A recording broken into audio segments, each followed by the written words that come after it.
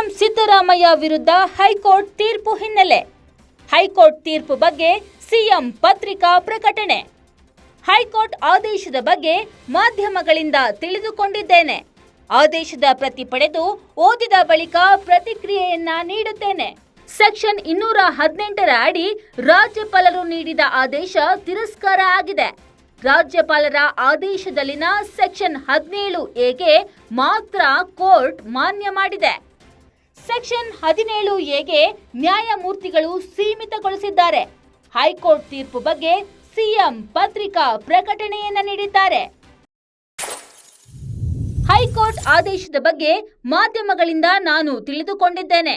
ಆದೇಶದ ಪ್ರತಿ ಓದಿದ ಬಳಿಕ ಈ ಬಗ್ಗೆ ನಾನು ಪ್ರತಿಕ್ರಿಯೆ ನೀಡುತ್ತೇನೆ. ಸೆಕ್ಷನ್ 218ರ ಅಡಿ ರಾಜ್ಯಪಾಲರು ನೀಡಿದ ಆದೇಶ ತಿರಸ್ಕಾರ ಆಗಿದೆ. ಆದರೆ ರಾಜ್ಯಪಾಲರ ಆದೇಶದಲ್ಲಿನ ಸೆಕ್ಷನ್ 17ಎಗೆ ಮಾತ್ರ ಕೋರ್ಟ್ ಮಾನ್ಯ ಮಾಡಿದೆ. ಸೆಕ್ಷನ್ 17ಎಗೆ ನ್ಯಾಯಮೂರ್ತಿಗಳು ಆದೇಶವನ್ನ ಸೀಮಿತಗೊಳಿಸಿದ್ದಾರೆ.